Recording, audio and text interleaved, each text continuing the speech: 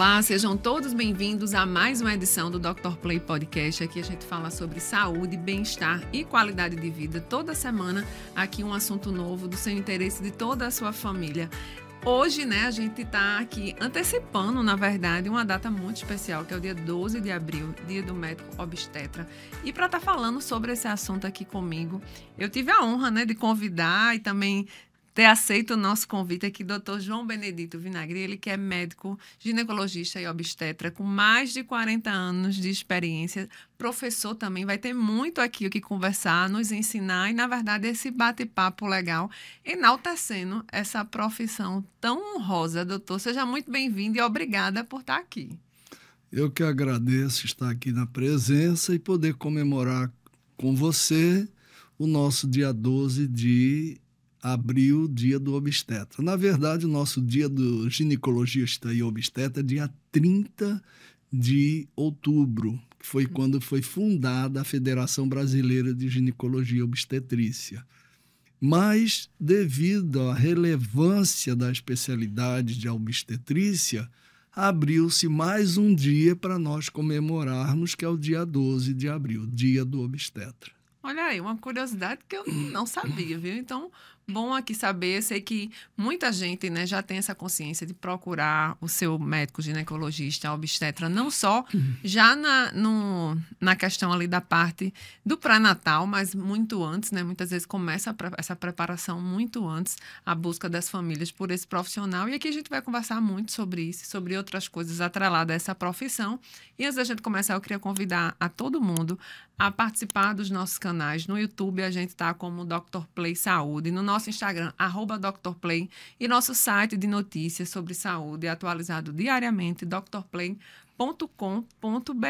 E deixa eu aqui, eu sei que o doutor João, ele já é muito conhecido, A gente estava aqui tendo uma conversa aqui de bastidor, mas sempre tem muita gente aqui nova, viu, doutor? Então, eu vou lhe reapresentar, na verdade. Ele é médico formado pela UFPB, tem residência em ginecologia e obstetrícia no Hospital dos Servidores do Estado do Rio de Janeiro, tem título de especialista em ginecologia e obstetrícia pela Febrasgo, CRM-AMB, professor também de ginecologia da UFPB, inclusive vai dar aula, quando sair daqui hoje. Também médico do Ministério da Saúde, especialista em reprodução humana e sexologia, ex-delegado da Paraíba do TEGO e Comissão de Endocrinologia Ginecológica da Febrasgo, ex-membro também da Comissão Técnica de Ginecologia e Obstetrícia do CRM, onde trabalhou bastante, doutor? Ex-secretário também da SOGOPA, que é a Sociedade de Ginecologia e Obstetrícia da Paraíba. E também ele ainda atende sim, viu? Ainda atende lá no consultório dele. Também tem lá o braço direito dele, que é o filho dele, doutor? João Guilherme Vinagre também. Seguiu aí os passos dele. Eu sei que ele mandou esse currículo aqui bem breve. Faltou alguma coisa, doutor? Como foi o suficiente. Essa sua vida aí na profissão com mais de 40 anos, que não são 40 dias, 44 anos de formado. Desculpem. A obstetrícia é um encantamento. A gente vive com a dádiva do nascimento, do tratamento, de acompanhamento, tanto da mãe como do bebê. E a obstetrícia vem do latim obstrex, que significa estar ao lado. Acho que é uma definição muito boa do obstetra, estar ao lado da mulher no momento que ela engravida, acompanha toda a gravidez, o parto e o puerpério. Então, a obstetrícia, diferente da ginecologia, que desde os primórdios de Hipócrates, na Grécia, 400 anos antes de Cristo, já se falava da ginecologia. Gino é mulher, logia, ciência, estudo. Então, a ginecologia já é estudada desde a época de Hipócrates. E a obstetrícia sempre foi delegada para as parteiras. Muito recentemente é que a obstetrícia se tornou uma especialidade médica, diferente da ginecologia. Então, A primeira faculdade de medicina no mundo foi em Bagdá, 756, mais ou menos. E de lá foram surgindo outras faculdades, até que o primeiro tratado de ginecologia e obstetrícia foi na França, em 1600 e alguma coisa. E nós, no Brasil, tivemos a sorte do Dom João VI vir em 1808 e fundou a primeira faculdade de medicina do Brasil em Salvador, que é um ponto turístico que todos os médicos têm que conhecer. É patrimônio histórico, muito bonita a faculdade de medicina, fundada por Dom João VI, mas não tinha o curso de obstetrícia, ainda não fazia parte o curso de obstetrícia. Aí Dom João VI mandou que fizesse um curso para parteiras. Olha só. Só no início de 1900 é que foi fundada a cadeira de obstetrícia no Rio de Janeiro, na Faculdade do Brasil, chamava Universidade do Brasil. Então, a obstetrícia passou a ser valorizada no Brasil a partir desse momento. Doutor, pelo que eu estou vendo aqui, dentro desse perfil que o senhor me mandou, né? O senhor fez residência no Rio. Foi nessa unidade também? Eu fiz a minha residência no Hospital dos Servidores do Estado, que, por coincidência, foi onde eu nasci. Olha. Tá? Eu sou um pseudo-carioca. Meu pai, a família Vinagre é daqui de João Pessoa. Ele saiu com 18 anos para estudar e trabalhar, foi fazer direito e casou com minha mãe, cuiabana, e nós 5 filhos nascemos no Rio de Janeiro. Depois ele foi transferido aqui para João Pessoa, quando eu tinha 14 anos. Então, eu nasci no Hospital dos Servidores do Estado e fui o primeiro residente que tinha nascido nesse hospital. Olha então, aí. para mim, foi muita honra. Foi um Eu marco. fui homenageado. E esse hospital foi construído, o engenheiro do hospital foi construído por um tio meu, Francisco Carneiro, irmão de Alcides Carneiro, que era o presidente do IPASE, construiu o maior hospital do Rio de Janeiro, que era o Hospital Servidores do Estado. Também é uma joia que faz parte do turismo do Rio de Janeiro, você visitar aquela imponência daquele hospital. Ele todo de granito, vermelho, os elevadores de jacarandá. Inclusive, o Alcides Carneiro mandou construir aqui em João Pessoa, no ponto Sem Réis, o IPASE, que é uma réplica do Hospital dos Servidores. Tudo que tinha dentro do Hospital dos Servidores tinha aqui no IPASE, no ponto Sem Réis, que infelizmente está abandonado e não valorizado, mas também é os mesmos granitos, os elevadores são iguais, é muita coisa, ele trouxe para Paraíba, ele era paraibano de Princesa Isabel, ele trouxe. E eu, desde que minha mãe engravidou do meu terceiro irmão, eu tinha 7 anos, e até então, quando eu entrei naquele hospital para acompanhar o pré-natal, eu disse, é isso que eu quero para mim. O médico, eu nasci nas mãos de Humberto Teixeira, parceiro de Luiz Gonzaga, que era obstetra, e minha mãe fazia o pré-natal, na época, com os residentes lá dos Servidores, que foi o primeiro hospital do Brasil que teve residência médica. Então, aquele médico era muito simpático, muito interativo e fazia com que eu, com 7 anos, participasse daquela consulta obstétrica. Venha pegar aqui no seu irmão. Naquela época não tinha o sonar, era um aparelho que se usava para ouvir o bebê. Ele disse, venha ouvir o seu irmãozinho, sua irmãzinha. Aquilo me encantou. Então, desde os 7 anos de idade, despertou. É isso que eu quero para mim.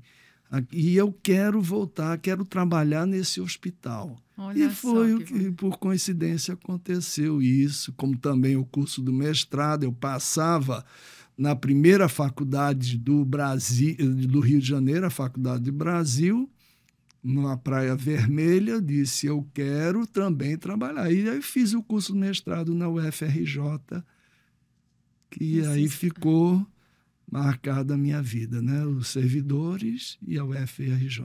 Olha aí, então desde pequeno, né, dos 7, depois com os 20 e poucos anos já adentrou.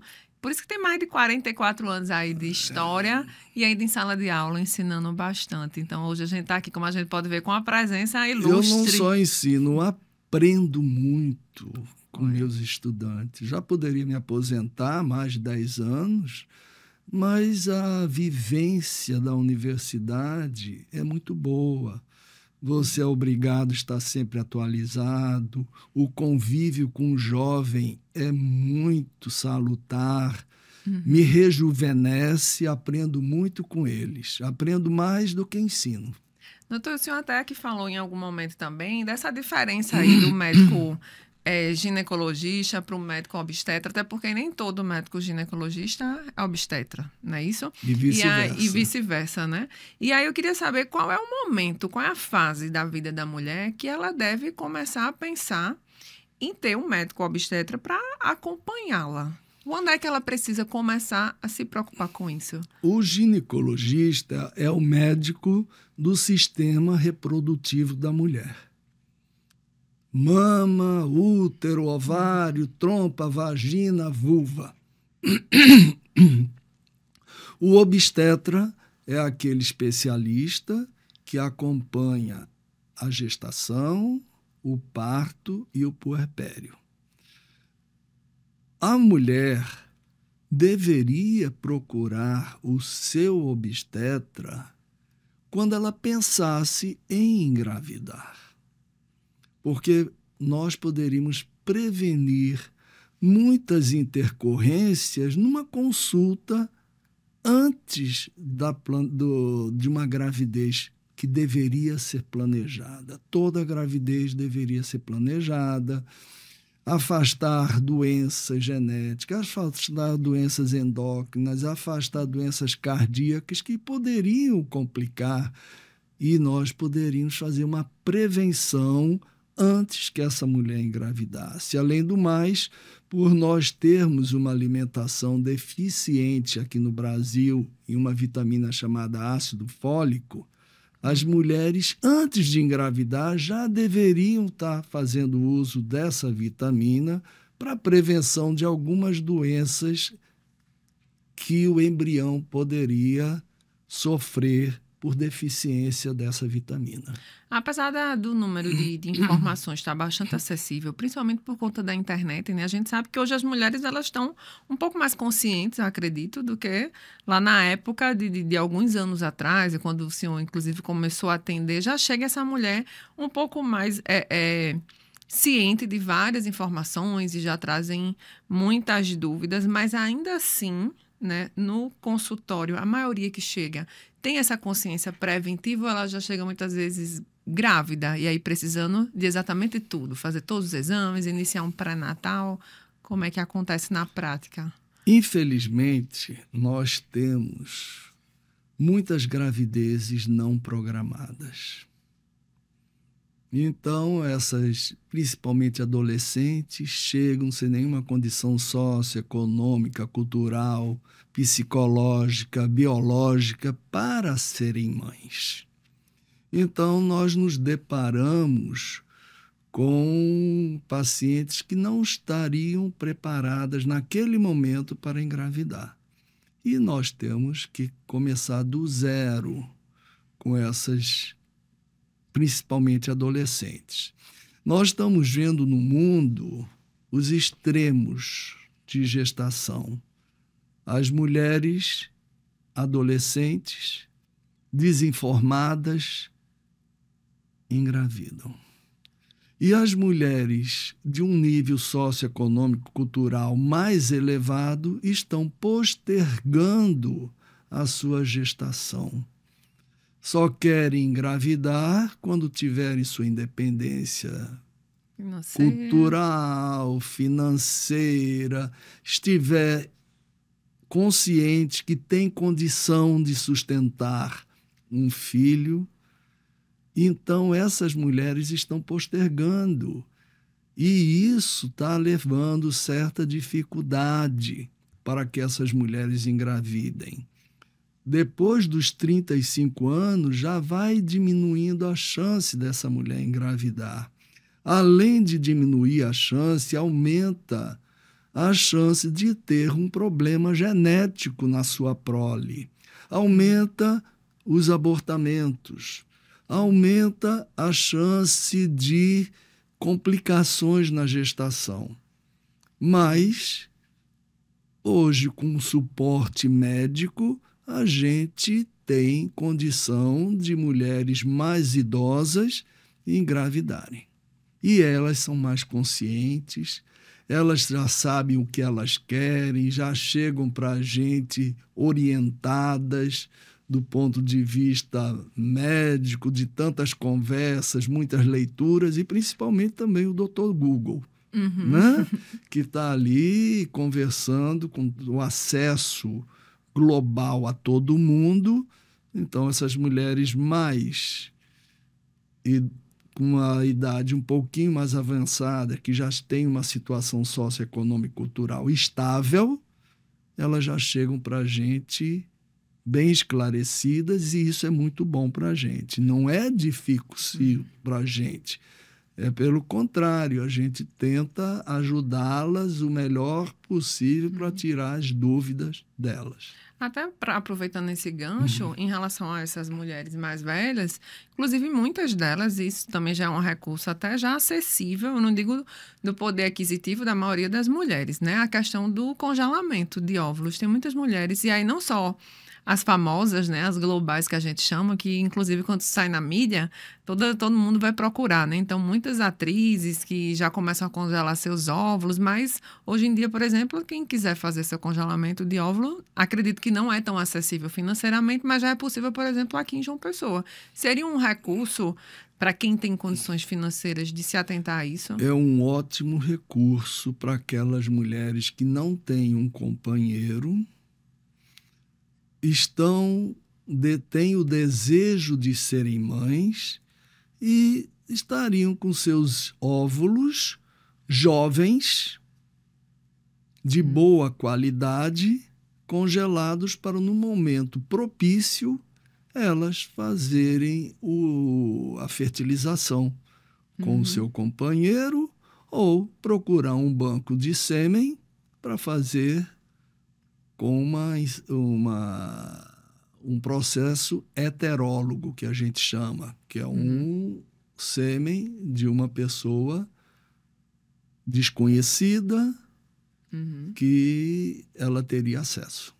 Doutor, em relação ao pré-natal, né, que é o começo básico aí de tudo, essa questão do pré-natal, que muita gente, muitas mães, inclusive até as mais novas que não têm tanto conhecimento, o ignoram, e que ele é tão acessível, principalmente também no SUS, né, uma mulher quando engravida, então hoje não é mais uma questão financeira. Quem tem condições, seus planos de saúde já começa, mas no SUS também, nas UBFs ali, que é a porta de entrada, né, muitas vezes da maioria dessas mulheres, tem muitas que negligenciam, começam a fazer o seu pré-natal quando já está mais da metade da gestação, por uma série de fatores, às vezes até nem descobriu a gestação tão rápida, mas é crucial, é necessário tanto para a vida da mãe quanto do bebê, né?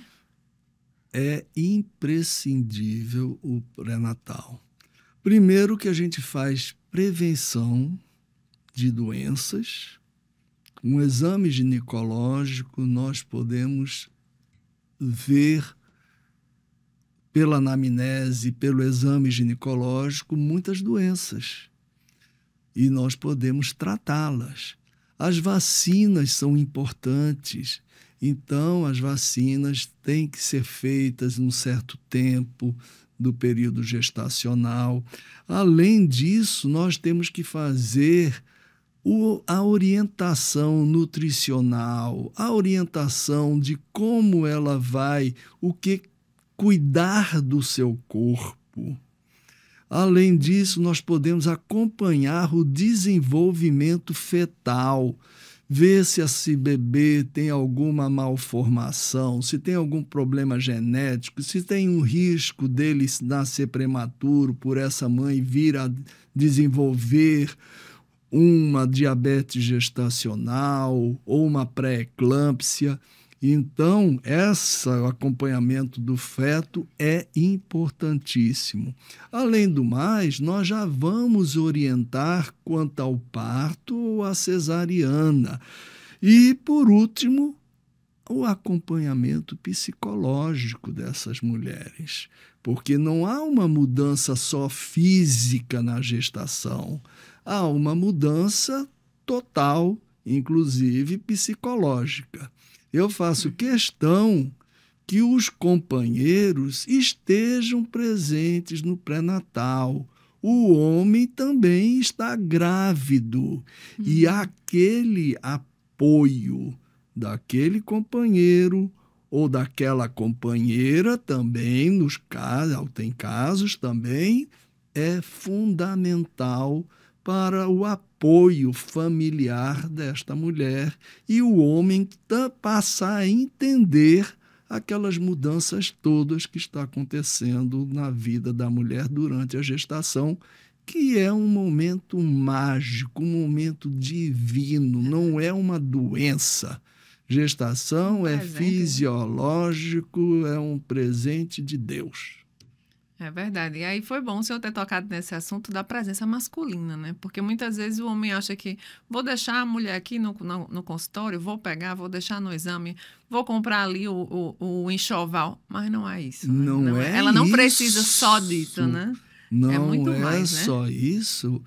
O pai estar presente, ele já assume aquela responsabilidade, ele já assume, divide com a mulher as angústias que ela está passando, porque muda muito a vida da mulher e ela continua trabalhando. Mulher, hoje em dia, trabalha. Se ela estiver saudável até o último momento, até o último momento. Não tem o que parar a gestação se estiver ocorrendo tudo bem.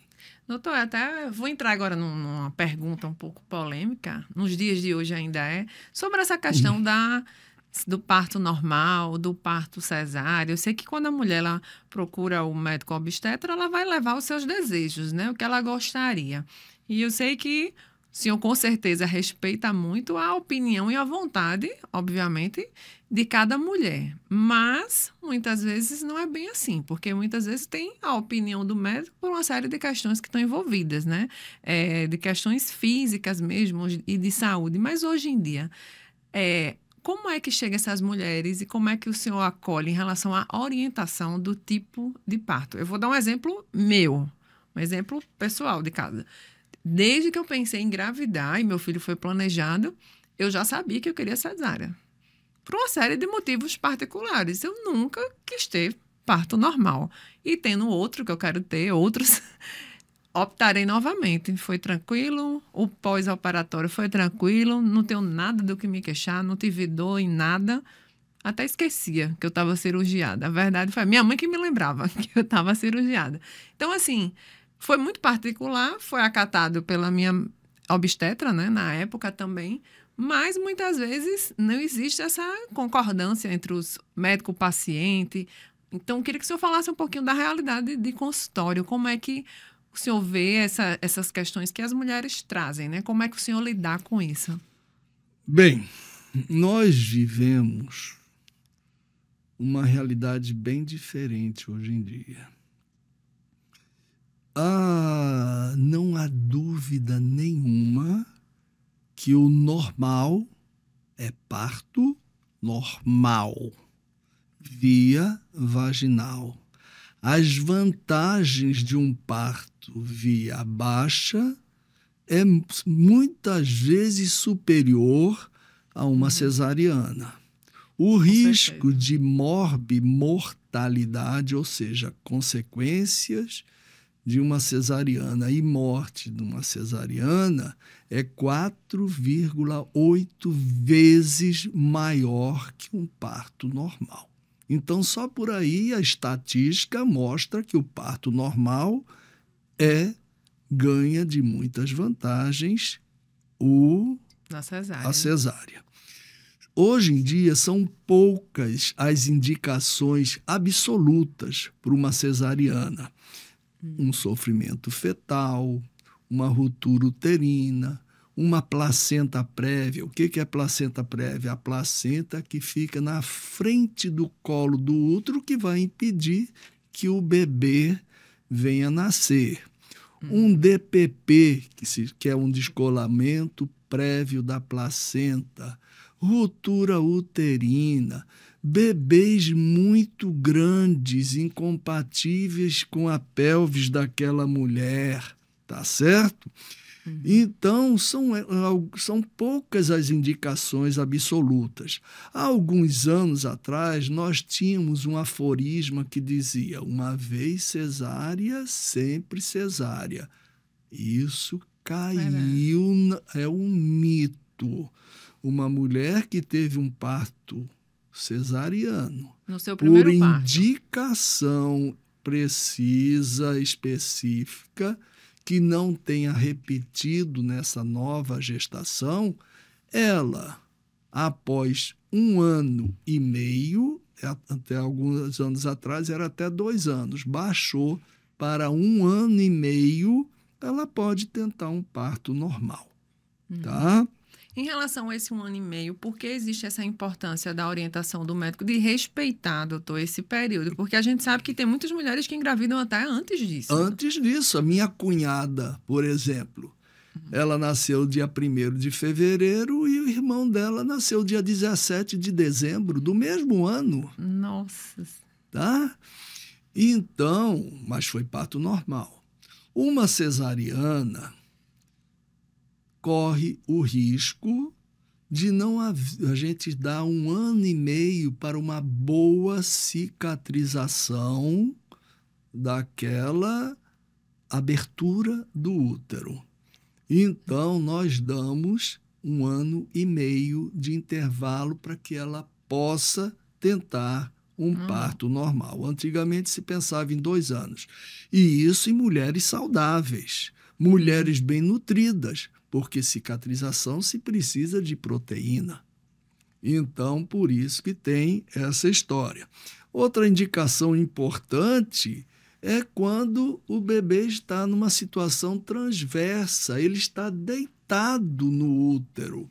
Há alguns anos atrás, era uma indicação absoluta também o parto pélvico. O que é o parto pélvico? O bumbum está na frente do colo do útero. A maioria dos partos, a cabeça que está lá embaixo. Então, os partos pélvicos eram uma indicação absoluta. Hoje, se conversa com a paciente, se ela quiser tentar um parto normal pélvico, já não é mais uma indicação absoluta como era há alguns anos atrás. E como foi o seu caso? A opção. A gente tem que respeitar a opção da mulher. A mulher tem o direito de optar por uma cesariana, mas é importante que o médico mostre todos os prós e os contras de um ato cirúrgico. Doutor, e também no dia a dia, quais são as principais dúvidas e medos também que as gestantes normalmente costumam levar para dentro do consultório? Aquelas perguntas mais frequentes que, por mais que o senhor sempre esteja respondendo, pode parecer óbvia, mas para muitas mulheres não é. Nada é óbvio. Se uma pessoa chega com dúvida, para mim não é óbvio. Ela não sabe e eu tenho a obrigação de orientá-la.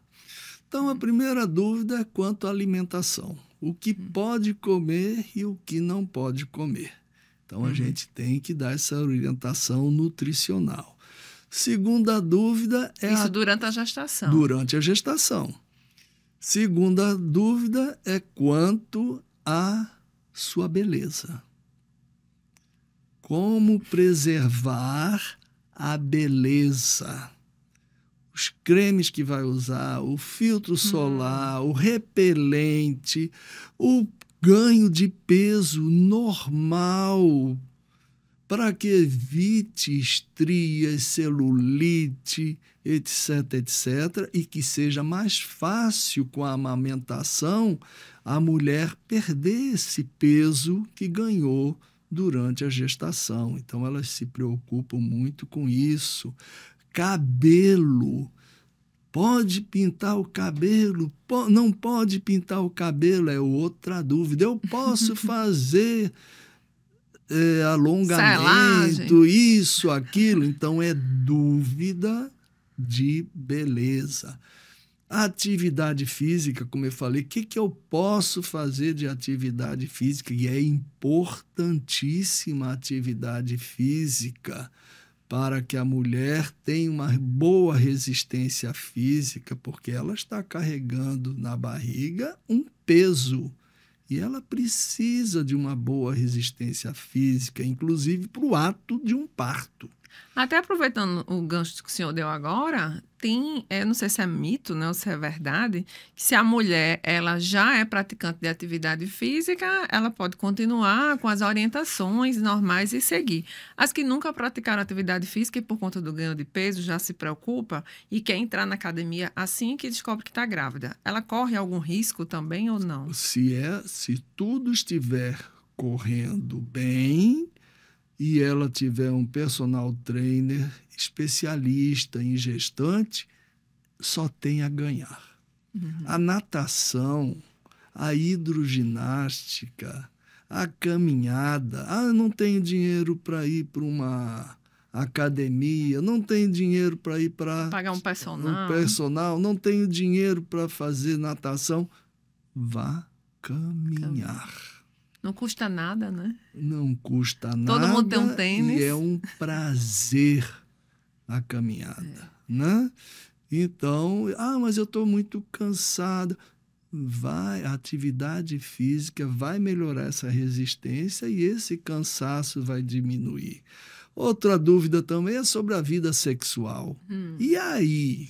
Como é? Pode, não pode? O que eu posso que deixam fazer? De fazer, né? Com medo. Não, vida sexual é normal.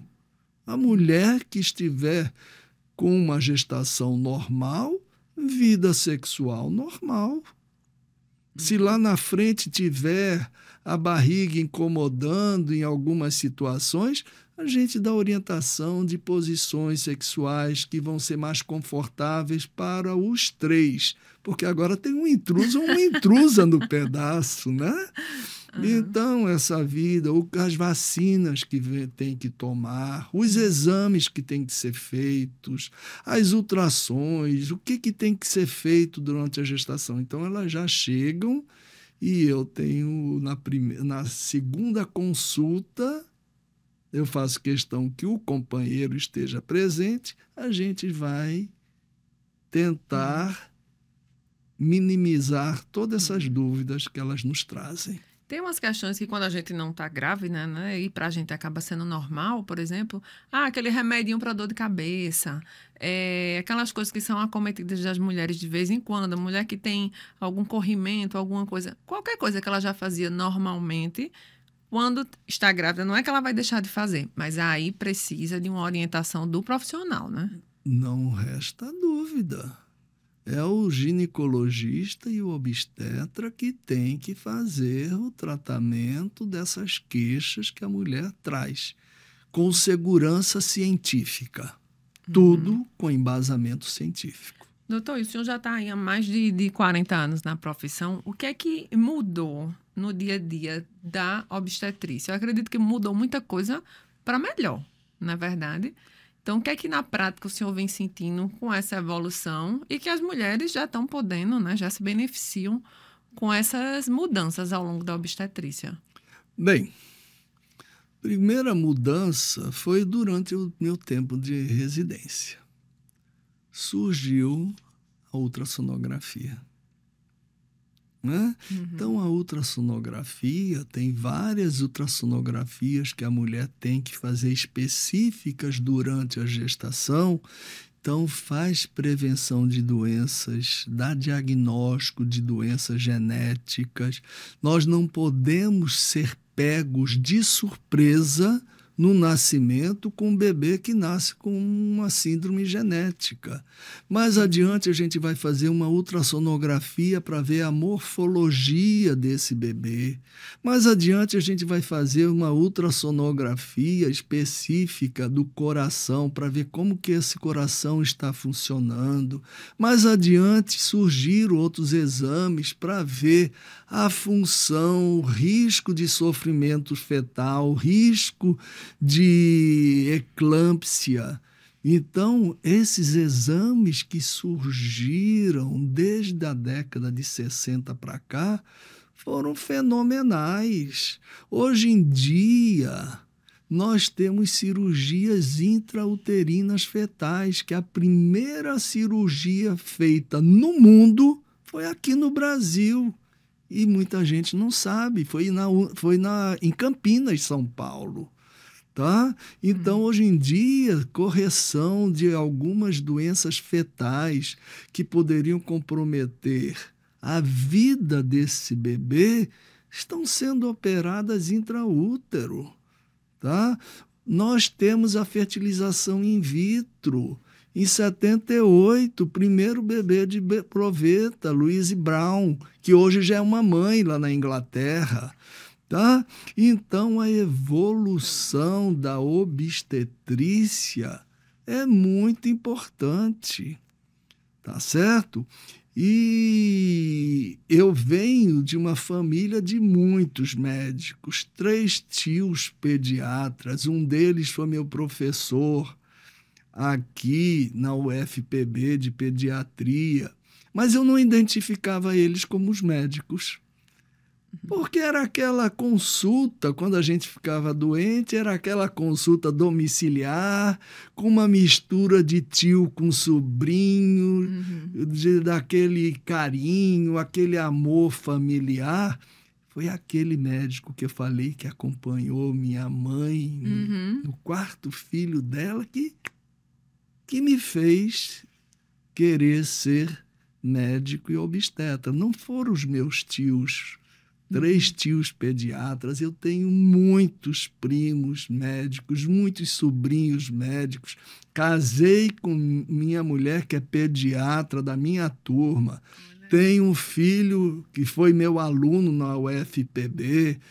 Tá? Minha nora é anestesista. Então, conclusão, eu vejo a evolução da medicina da época dos meus tios para a medicina de hoje. Tanta evolução, tanta tecnologia que está surgindo, e nós temos que nos modernizar e aproveitar tudo isso que vem de bom para a medicina. Aquela medicina de Hipócrates, que deixou de ser mito, fantasiosas, bruxarias, está hoje com a tecnologia que está chegando, o IA. E o que vem pela frente? Né? A gente nem sabe ainda, não né? sabe o que vem. Eu, quando era adolescente, eu li um livro que eu acho que todo mundo deveria ter lido, principalmente na minha faixa etária, na adolescência, que é O Admirável Mundo Novo, de Aldous Huxley. Tudo isso que está acontecendo está lá naquele livro que eu li na adolescência e nunca imaginaria que iria acontecer, a gente ter isso. A gente acompanha uma paciente por um celular, exames por um celular, etc, etc. Toda essa modernidade nós temos que aproveitar para o bem.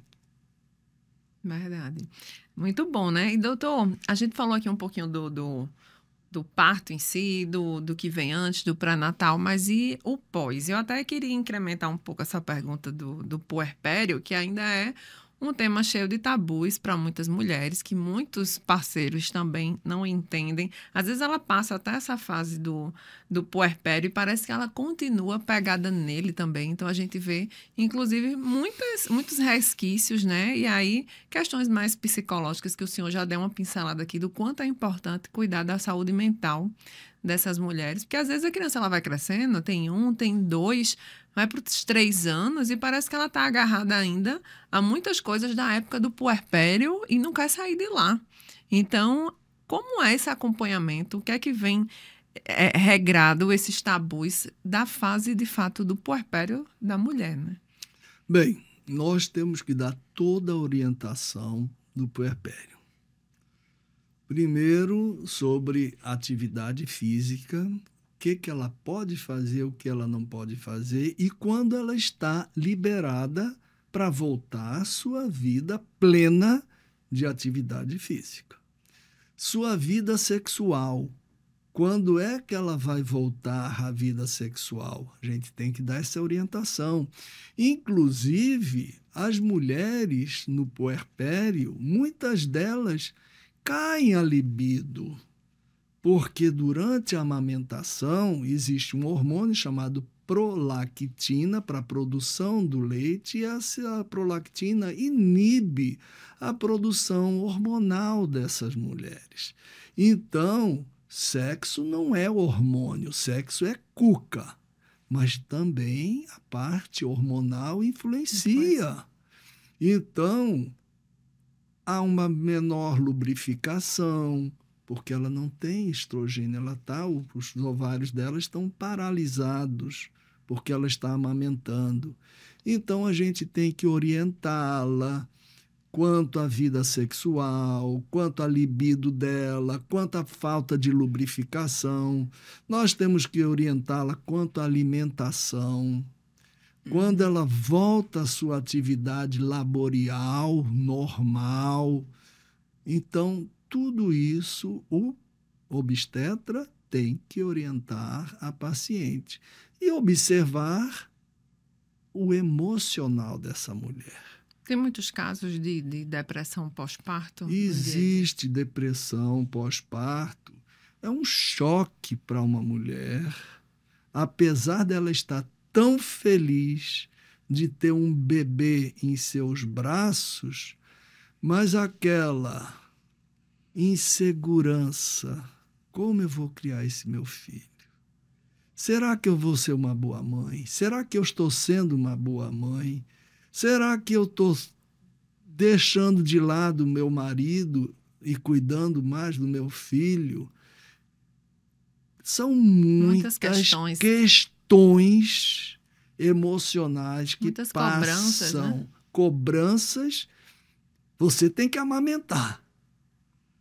Igual aqueles comerciais de margarina, né? Que é bem bonito, que não vai doer, que é bem lindo e pleno, e a mulher lá sorrindo, né? Sorrindo. Então, mas é um sorriso real de felicidade. E é normal as pessoas sentirem dúvidas nas suas vidas. Uhum. E se houver necessidade, se a gente vir, é o obstetra que vai dar o diagnóstico de uma depressão pós-parto. Existem medicações psiquiátricas que não vai trazer problema para aquele bebê na amamentação. Então, o suporte de psicólogos para essa paciente que está com tantas dúvidas, então, nós não vivemos sozinhos. Nós vivemos em equipe multidisciplinar, um ajudando o outro. Tem que orientar que essa mulher tem que ir ao dentista durante a gestação, tem que orientar que a vida dela continua normal. Doutor, até uma questão também em relação a isso, até às vezes assim, a gestação inteira é tudo tranquilo, pré-natal, os exames lá que poderiam dar alguma síndrome genética também foi tudo bem, mas quando nasce, às vezes nasce com algum outro problema que não foi detectado durante a gestação e às vezes a criança muitas vezes não volta para casa, fica um tempo no hospital, então isso já interfere no psicológico, ou às vezes convive com outras situações, por exemplo, vou até mais uma vez trazer meu caso. A gente acha que vai ser tudo normal e tranquilo e, por exemplo, quando eu saí da maternidade, eu saí sem amamentar. Tentei horrores no hospital e eu me senti incompetente, porque eu não tinha leite, não dava leite, fizeram de tudo e já no primeiro dia ele já foi alimentado com fórmula. Fui para casa, tentei, enfim. Consegui ainda com muita luta 1 mês a amamentar, que não foi exclusivo, mas com a ajuda de mamadeira elétrica, tintura de algodoeiro. O que me ensinaram, eu fiz. Eu fiz. Desde também de hormônio no nariz, que eu não lembro agora o nome do hormônio. A ocitocina no nariz. Então, eu fiz de tudo para pegar pelo menos aquela fase ali do colostro, enfim. Mas fiz o que eu pude fazer por 1 mês. E eu, particularmente, não estava preparada para nada disso. Achei que eu ia ser aquela mulher que ia fartar meu filho de leite, enfim. Fui para o psicólogo também nessa fase para a cabeça voltar para o lugar. Então, são muitas questões. Às vezes, uma doença mais grave e, às vezes, uma situação como essa, né, da amamentação. Então, é muito importante esse acompanhamento psicológico e que o médico obstetra ele vai conseguir identificar de imediato, né? O ginecologista e o obstetra, eu vou puxar a sardinha para minha brasa. É o principal médico da mulher. É ele que é o médico geral da mulher, desde que a criança nasce. Então, no meu consultório tem crianças, meninas. Nasceram comigo, não, só confio no senhor, a menina está com isso, está aquilo, até as idosas. Tem paciente com 100 anos, minha mãe, 93 anos, rígida, física e mental, é minha paciente. Tá? Então, conclusão, o ginecologista e obstetra, além de ser um clínico geral da mulher, ele é psicólogo, é o sexólogo, é o pastor, é o padre, é tudo.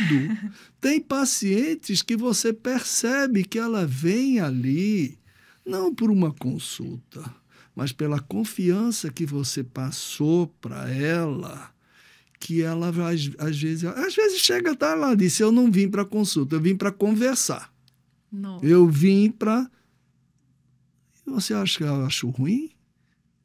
Eu estou me realizando de eu poder ouvir e poder ajudar. Tá? Então, você não tem que se sentir culpada de não ter tido leite. Você é uma mamífera.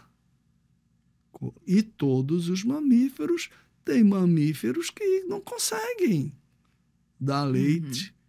Lembre-se que você é uma mulher mamífera e pode ter esses problemas. E não tem que se sentir culpada de nada. Aconteceu e você fez o melhor para o seu filho, que foi estar lá com o pediatra orientar para que seu filho tivesse o melhor possível, e a vida passa. De repente, uma outra gestação pode repetir ou pode ser diferente, ser né? diferente. Então, não gere expectativas em nada.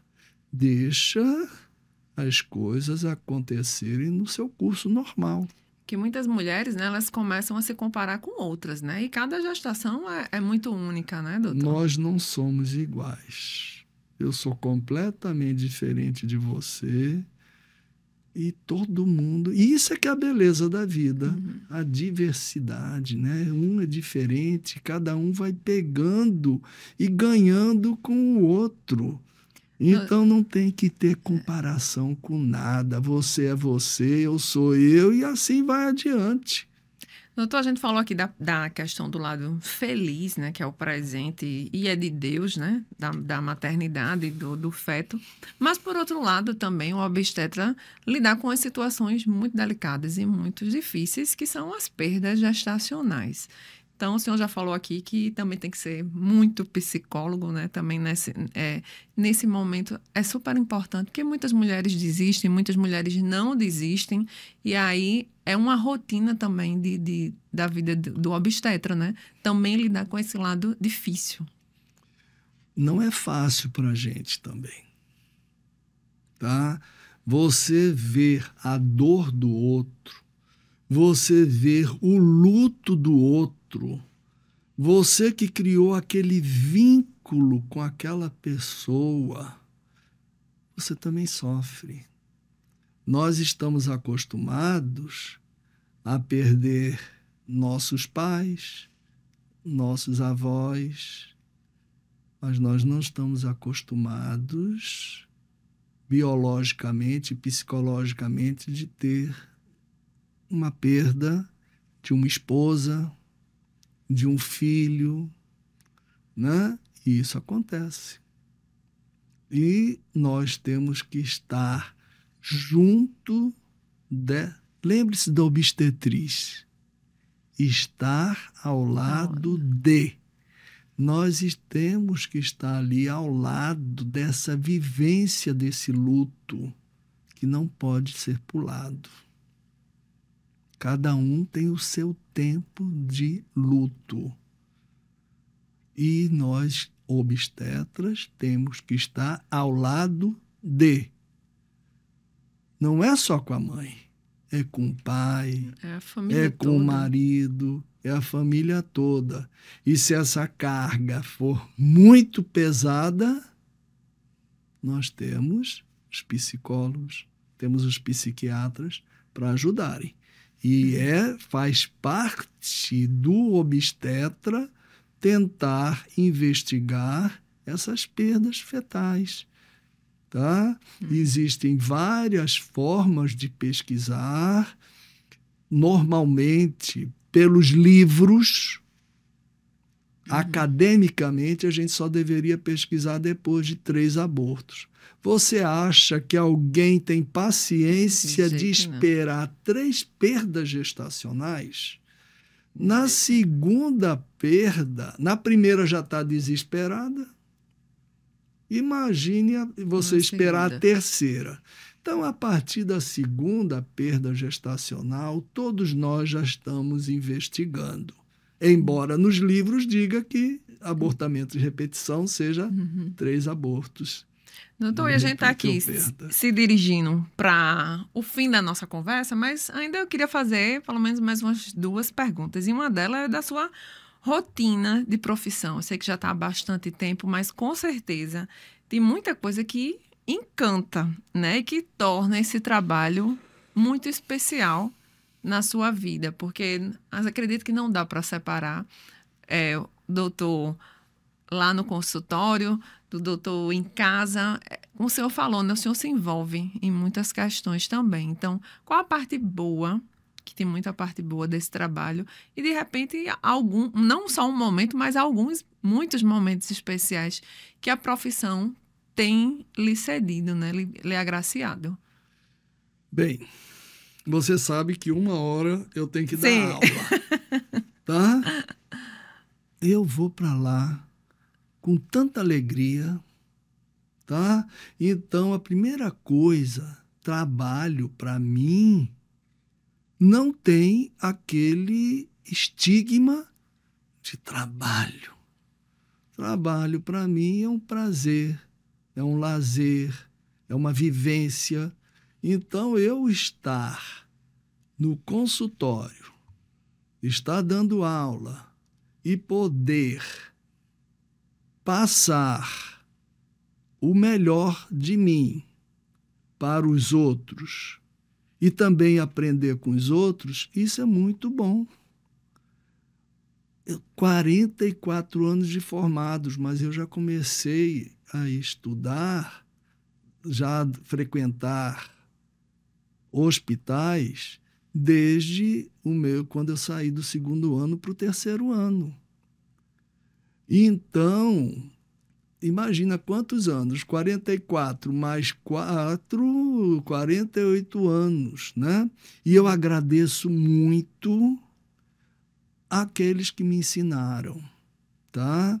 Então, eu aprendi na São Vicente com Edivaldo Pinheiro do Egito, que é o único que está vivo desses meus professores, uma pessoa queridíssima por mim.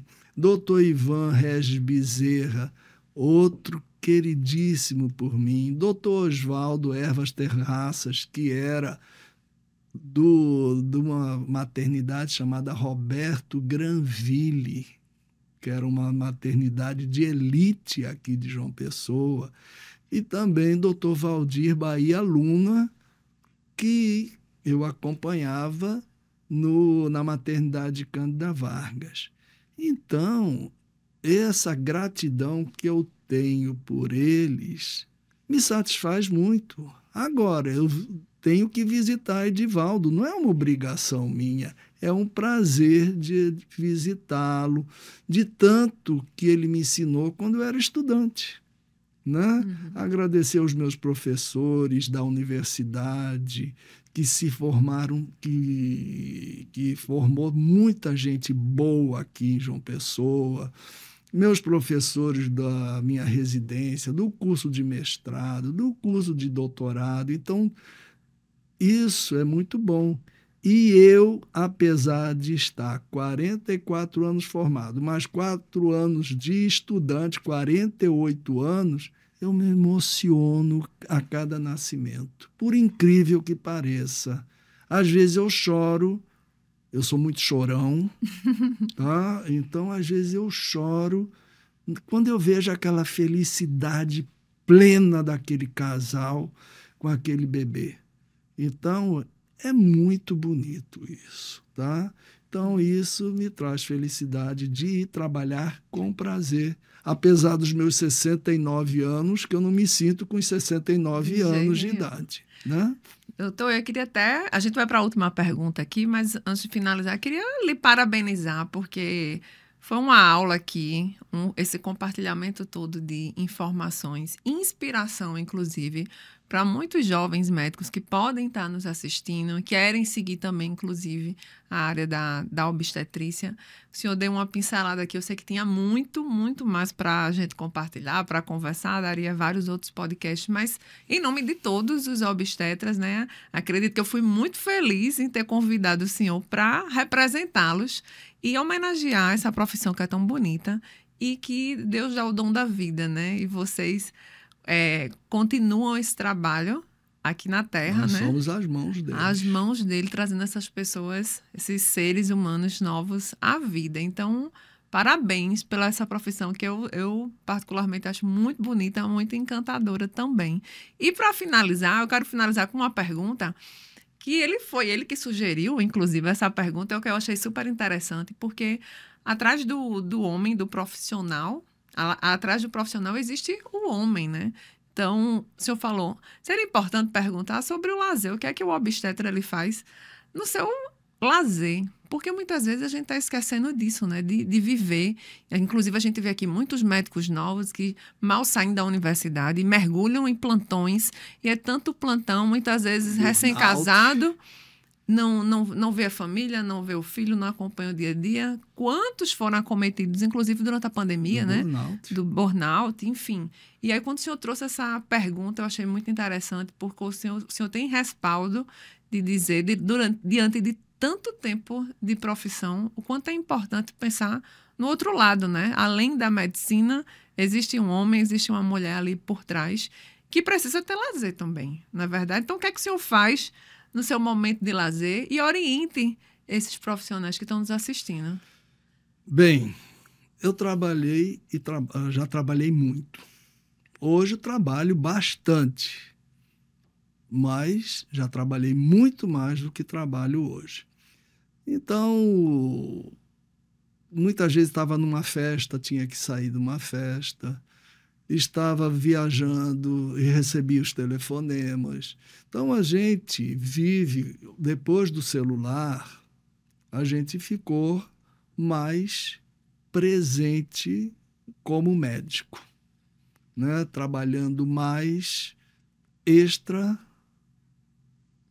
ambiente de trabalho. E o que eu me sinto feliz é porque eu e minha mulher, que trabalhamos tanto, minha mulher pediatra, imagine, obstetra e pediatra, os dois trabalhando juntos, né? Então, a gente trabalhava muito, mas a qualidade de tempo que a gente tinha com os nossos filhos não me deixava sentir culpado de estar tão ausente. Eu acho que a primeira coisa é não ter culpa das ausências. Tanto eu não tenho culpa que meu filho seguiu a minha profissão, a mesma especialidade, só que ele faz a parte mais de vídeo laparoscopia, a parte de endoscopia ginecológica, né? Então, acho que não foi tão ruim como o pai, porque ele seguiu. Sim. O outro preferiu ser dentista, casou com dentista, tudo bem. Então, o meu lazer principal é estar presente, reunião familiar, reunião com amigos, eu cozinhar, porque eu gosto de cozinhar para esse povo todinho, me dá prazer, tá? Uma coisa que me dá muito prazer também é ler. Eu leio desde criança, fui estimulado por meus pais a lerem. E às vezes eu lia, por exemplo, agora eu estou lendo 2 livros ao mesmo tempo, parece coisa de doido, mas eu leio 2 livros ao mesmo tempo. Tá? E eu acho isso, ler, muito bom. E outra coisa que me dá muito prazer também é caminhar no paraíso que existe na Terra, que é Camboinha. Então, caminhar na praia, dia de semana, fora do veraneio, eu me sinto filho do dono do mundo. Aquela praia é minha, aquele mar. Então, eu vou caminhando, vou rezando, vejo aqueles maçaricos, que para mim é o animal que eu mais gosto, é ver aqueles maçaricos. Eles se assustam com a minha presença, saem voando, e eu saio voando também com eles, meditando. Saio lá do Alasca para vir passar o verão aqui, fugindo do inverno aqui.